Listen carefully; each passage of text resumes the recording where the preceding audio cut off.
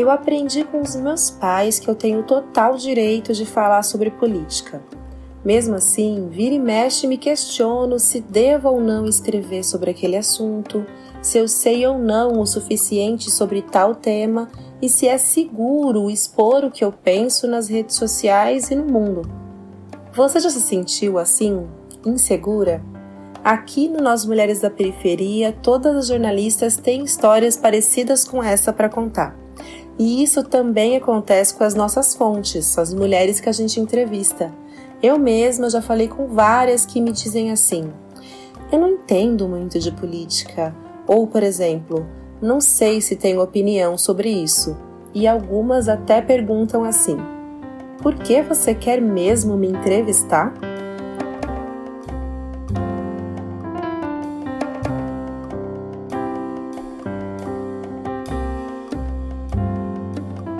Nos últimos dias, eu comecei a ler um livro sobre uma mulher polonesa que nasceu em março de 1871. A leitura é em quadrinhas e depois que eu comecei, foi difícil parar de ler. Eu terminei numa sentada só. Preparei muito chá, bolo de fubá e os olhos ficaram ali, grudadinhos em cada página. O nome do livro é Rosa Vermelha e o texto e a ilustração de Kate Evans. A autora fez de fato um ótimo trabalho, mas o que me pegou mesmo foi a paixão que essa personagem tinha pelos seus objetivos e a consciência que ela carregava sobre a sua própria potência. Ela foi jornalista, professora, escritora e uma intelectual altamente respeitada, não só naquela época, mas hoje em dia também. Quando acabou, eu juro que olhei pela janela, sorri e desejei que todo dia nasça um pouco da rosa em cada uma de nós. E o sobrenome dela é Rosa Luxemburgo.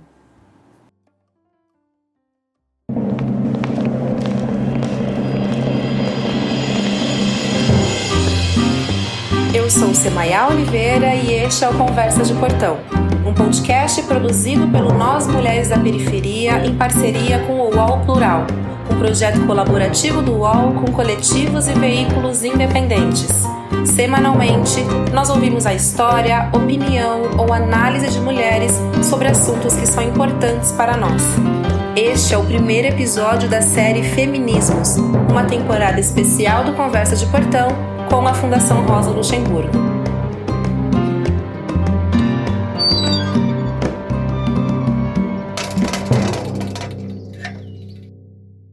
Ela era uma polonesa, judia polonesa. Ela vivia em uma cidadezinha pequena, onde ela nasceu, né? Depois foi para Varsóvia, onde ela estudou, onde ela fez o ginásio, né?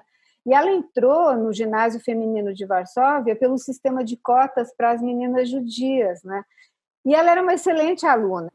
Essa voz é da Isabel Loureiro, doutora em filosofia pela Universidade de São Paulo e a principal referência no Brasil em relação ao pensamento e à trajetória da Rosa Luxemburgo. E ela tinha direito de receber um prêmio quando ela concluiu, né, o colégio, o ginásio, mas não recebeu, sabe por quê?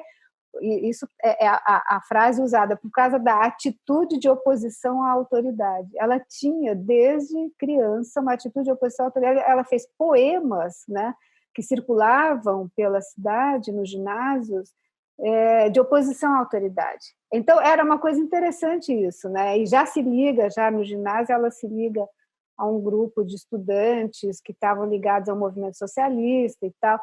Bom, então, aí já mostra alguma coisa que ela era diferente, vamos dizer assim, né? O sistema político do período era o absolutismo. Isso significava que um rei ou rainha, imperador ou imperatriz, mandava no rolê todo, independente de qualquer outro órgão. Varsóvia, onde ela morou parte da vida, fazia parte do Império Russo.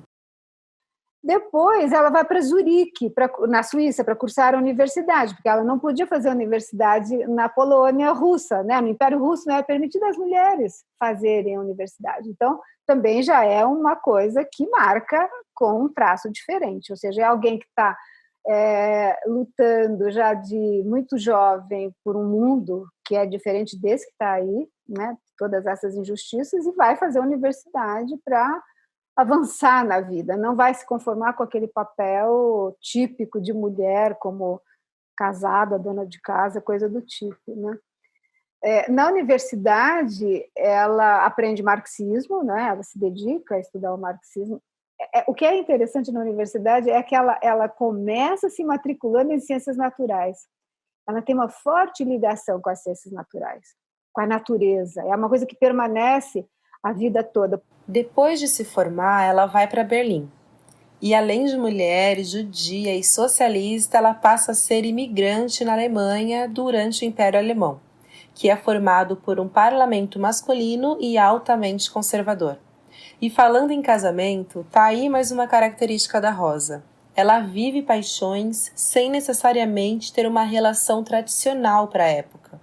Seu grande amor foi Leo Jogiches, um revolucionário socialista da Lituânia. A principal fonte dessa informação mais íntima são as cartas que ela escrevia. A mim me chamou muita atenção esse traço, né?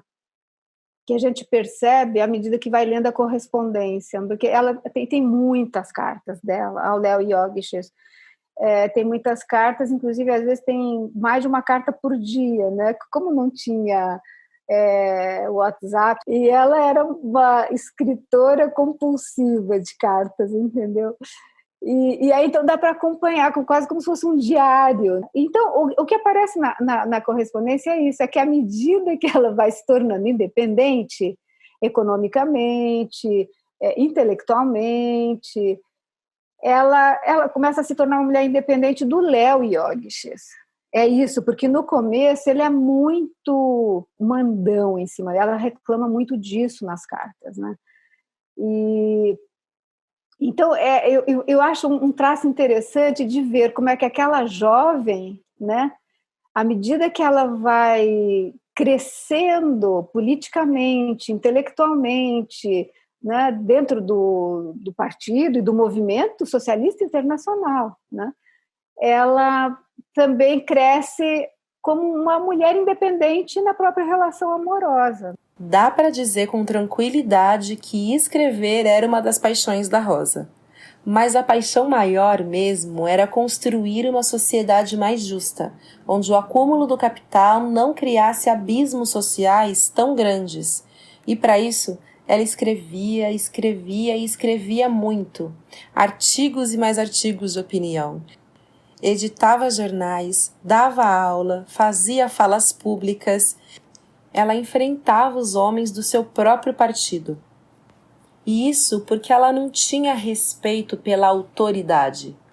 O que realmente importava para ela eram os argumentos. Enfim, acima de tudo, ela é uma revolucionária. Ela quer mudar o mundo. Ela quer acabar com o capitalismo, né? É para isso que ela entrou na militância política, né? Então, ela fundamenta as suas análises políticas e a sua defesa do socialismo numa análise do capitalismo como um sistema global, né, que, para se desenvolver, que para acumular, ele precisa explorar e saquear todos os domínios da vida que até hoje ainda não foram transformados em mercadoria, que até então, na época da Rosa. E a gente pode usar essa análise, inclusive, até hoje. E aí, bom, o grande tema, a partir de um determinado momento, é o tema do colonialismo, do imperialismo, né? Então, que capitalismo é este que é nosso contemporâneo, né? E aí, ao fazer essa análise, né, que é uma análise que perpassa todo o trabalho dela, ela percebe que o capitalismo é esse sistema que necessariamente gera desigualdade. Gera desigualdade entre os povos, entre as raças, entre os gêneros, né? Leva necessariamente à depredação da natureza, embora esse não seja um tema para Rosa Luxemburgo, mas isso aparece, às vezes, na correspondência, né? Assim, nas entrelinhas. A ênfase e a importância que Rosa dava para as ações autônomas das massas era muito grande. Na visão dela, isso quer dizer que as mudanças só poderiam realmente acontecer quando a mobilização fosse espontânea e organizada pelo próprio povo. Vamos dizer, a ideia central do pensamento dela, do pensamento político, né? Que a ênfase na ação autônoma das massas populares, né? A mudança estrutural da sociedade será feita pela participação ampla, geral e restrita das massas populares, e é uma ação criativa. Ela tem uma visão sempre positiva das massas em ação. É uma ação criativa, ou será isso, ou não acontecerá, ou então será algo que não terá bons resultados. Então, essa ideia de que quando a água chega no nariz, as pessoas não aguentam mais, elas saem à rua, elas resistem, elas se organizam, elas se auto-organizam, né? Elas buscam saídas por si mesmas, né? Elas fazem experimentos, né? Então, essa ideia da experiência, para a Rosa Luxemburgo, é absolutamente central, né? As massas aprendem na própria ação, essa é a ideia, né? Aprendem com as suas experiências, elas avançam, retrocedem, e para isso precisa ter liberdade. Se você cercear as liberdades, essa experimentação, que é fundamental no amadurecimento e na tomada de consciência, ela não poderá se realizar, né? Por isso que, quando não há liberdade, as ditaduras é uma coisa tão terrível, porque é como se você parasse a vida social. Você engessa. E aí tem digamos assim, é como se o amadurecimento, né, essa ideia de amadurecimento não é possível. Essa linha de pensamento da Rosa foi o que mais me encantou. E eu, que sou uma pessoa da rua, de participar das manifestações, me lembro de estar em vários desses momentos, ou como alguém que queria estar ali para reivindicar algo, ou como jornalista. Em 2015, os secundaristas ocuparam as escolas, as ruas e exigiram a suspensão de um projeto do governo de São Paulo que fecharia algumas escolas. Vai, toda ocupação, e sobra do saber, não quero educação. Vai, todo camburão, e sobra do saber, não quero educação. Rapidamente, esse se tornou um movimento nacional por uma educação melhor. Aliás, o envolvimento das meninas foi tão forte que foi nesse período que a frase "lute como uma menina" ganhou força. E na mesma velocidade que a organização cresceu, a violência policial também. Nós estamos aqui para revolucionar. Nós estamos aqui junto com os trabalhadores, com os universitários, e junto com os outros secundaristas. Porque juntos nós vamos conseguir. E refletindo sobre a forma como a Rosa vê as coisas, eu fiquei me perguntando: mas todas as manifestações pensam no bem comum? Porque nos últimos anos temos visto massas indo às ruas para pedir a intervenção militar, por exemplo. O povo está clamando! Nós queremos o AI-5 e Bolsonaro no poder! Esses gritos de pedido de intervenção aconteceram em 2020, no meio de uma pandemia que tem transtornado e traumatizado o Brasil e o mundo. O que a Rosa diria sobre isso? Não é sempre que as massas saem à rua que há alguma coisa positiva. Elas podem sair para defender ideias de extrema-direita ou ideias fascistas, como a gente viu no decorrer do século XX, né? Isto não passava pela cabeça da Rosa Luxemburgo. Ela não teve tempo ela não teve nem tempo de perceber que podia ir por esse caminho, sabe? Ela teve indícios disso, né?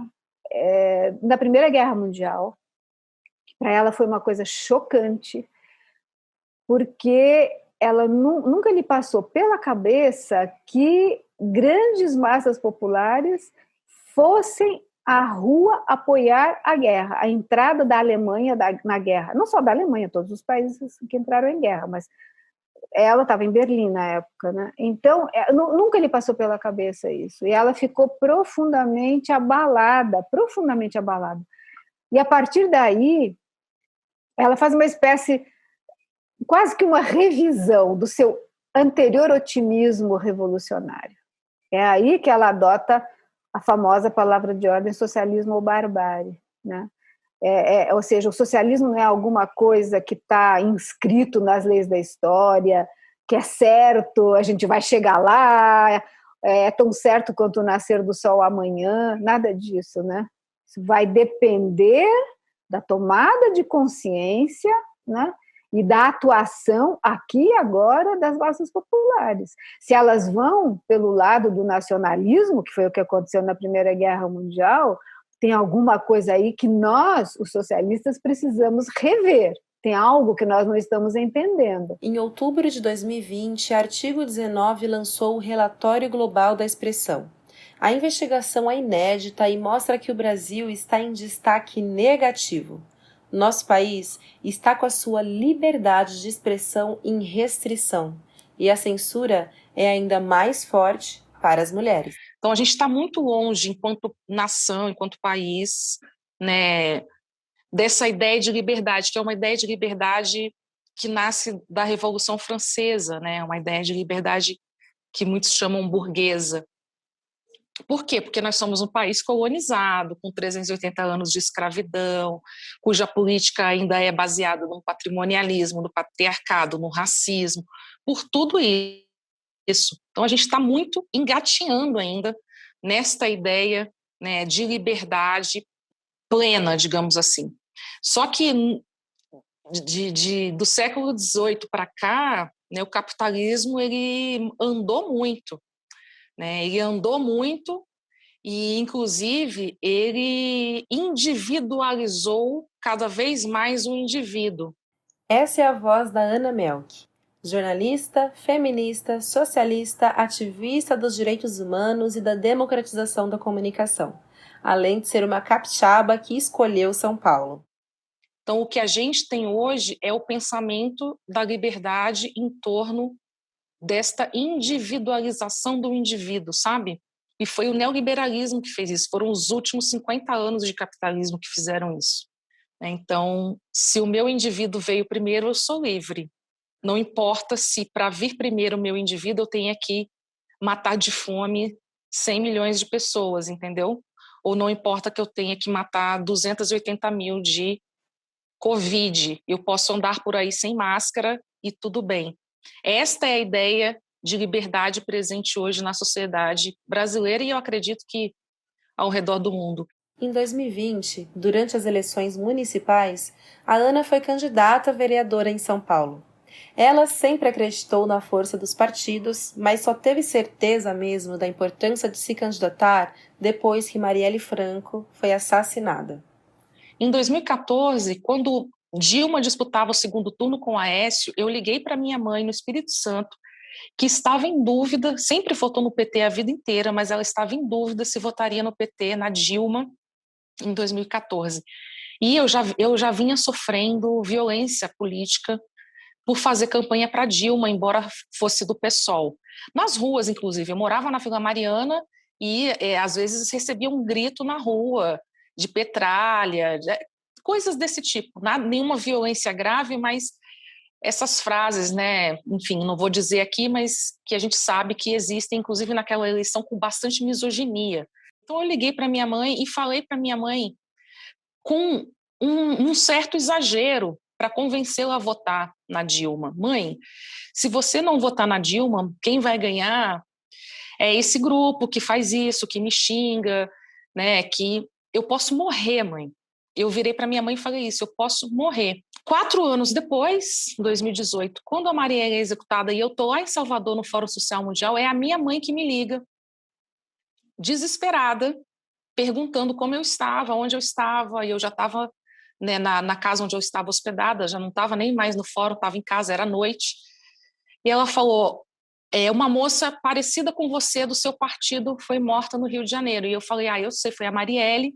É muito impactante para mim, assim, porque a minha mãe, que é uma pessoa pouco alfabetizada, né, merendeira a vida toda, hoje ela é aposentada, ela entendeu que aquele processo que estava em curso em 2014 e que eu tinha utilizado, inclusive, de forma exagerada para ganhar o voto dela, aconteceu, de fato, em 2018.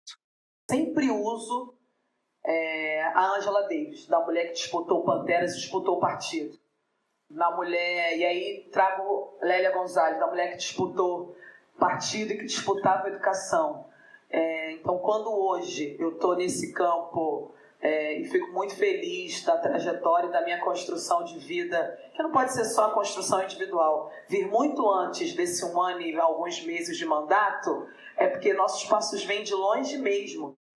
Essa que você acabou de ouvir é a Marielle, e ela estava em um evento com mulheres negras no Rio de Janeiro, na mesma noite em que ela e Anderson, seu motorista, foram assassinados, dia 14 de março de 2018.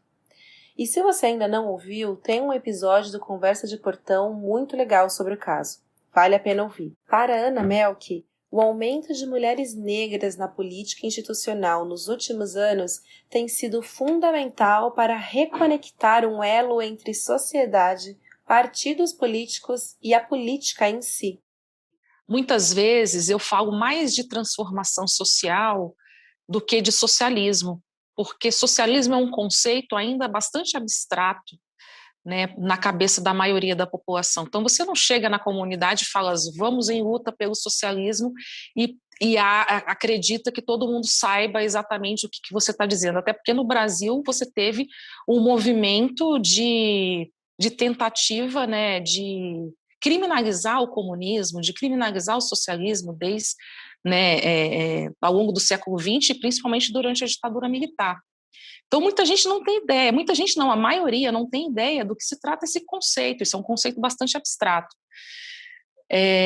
Então, as pessoas, elas se emocionam, elas se movem, elas se movimentam por aquilo que faz parte do cotidiano delas, por aquilo que gera pertencimento. O que precisa é este elo que foi perdido entre as ações coletivas locais, que são políticas, que são em defesa do bem comum, com essa política institucionalizada por partidos e que se tornam as políticas do parlamento e que se tornam a política do executivo. Esse elo se quebrou, né? E eu acho que reconectar, né, colocar este elo de volta é a grande tarefa da esquerda. E aí você não faz este elo mantendo os mesmos personagens, porque eles não conseguem dialogar com as pessoas que estão nas periferias e nas favelas. Você tem que ter pessoas das periferias e da favela criando esse elo com quem já está nesses espaços institucionalizados, sabe? Mas a verdade é que ser mulher e ser uma mulher negra neste meio ainda é uma tarefa bastante desafiadora. Eu acho que a Rosa Luxemburgo é um bom exemplo de como, mesmo dentro, né, de uma elite intelectual socialista, é difícil ser mulher e ter as suas ideias, que são muitas vezes contraposições às ideias masculinas, serem ouvidas e admitidas. Então, esse mundo em que a gente vive, fazer política sendo mulher e se contrapor às ideias do campo masculino, né, ainda que você faça parte dessa elite intelectual, não é uma tarefa fácil.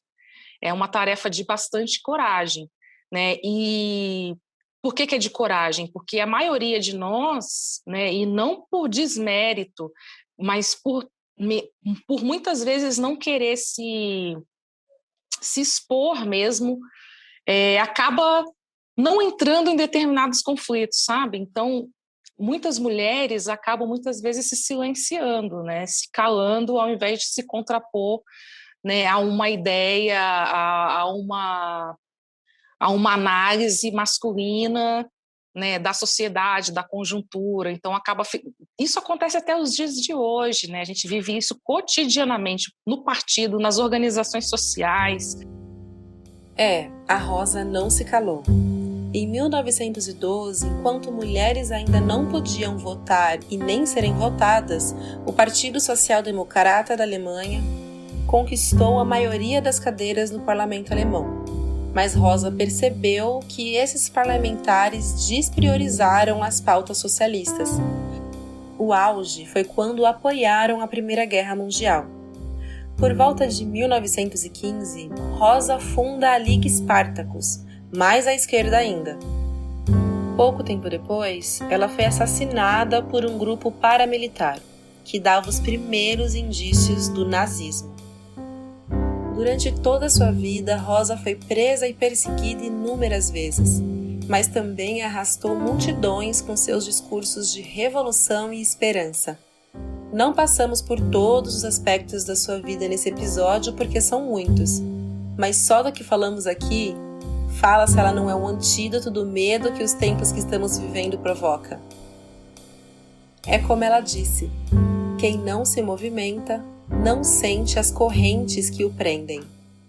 Quando eu estou triste, assim, eu vou triste ou deprimida, eu vou ler as cartas da prisão, porque eu fico muito impressionada, né? Ela tem uma coragem, né? Ela transmite uma coragem para resistir, ela tem um estoicismo, né? Para aguentar todas aquelas agruras da prisão, né? E também transmite uma grande alegria de viver, né? Que é muito... É um traço de personalidade muito forte nela, né? A alegria da vida é uma coisa que faz parte, inclusive, acho que de uma concepção de mundo que ela tem, né? E essa forte ligação com a natureza. Então, sei lá, ela é uma pessoa que, nas cartas, mostra isso, ela quer conciliar a política e a felicidade pessoal, né? A luta coletiva por uma sociedade mais justa e mais igualitária, e quer conciliar isso com uma alegria pelas pequenas coisas cotidianas, né? Isso também aparece o tempo todo nas cartas. Então, ela luta para ser uma pessoa que tem uma vida plena, uma vida não compartimentada, multifacetada, né? E aí, posso terminar com uma carta, né, que ela escreve para uma amiga chamada Mathilde Wurm. É uma carta de 28 de dezembro de 1916, ou seja, em plena guerra, né? E ela passa um sabão nessa amiga, porque essa amiga aí, ela está muito assim, reclamando, a nossa social-democracia, os nossos políticos, que horror, não sei o quê. E aí ela termina a carta dizendo que ela precisa permanecer sendo um ser humano. Ser humano é o mais importante de tudo. E isso significa ser firme, claro e alegre. Sim, alegre apesar de tudo e de todos, pois choramingar é ocupação para os fracos. Ser humano significa atirar com alegria sua vida inteira na grande balança do destino, se for preciso, mas ao mesmo tempo se alegrar a cada dia claro, a cada bela nuvem. Eu não sei dar uma receita de como ser humano, eu só sei como se pode sê-lo. E você também sempre soube quando passeávamos por algumas horas juntas no campo, em Südende, é uma região de Berlim, e a luz rosada da tarde caía sobre as searas. O mundo é tão belo com todo o seu horror e seria ainda mais belo se não houvesse nele os fracos e covardes.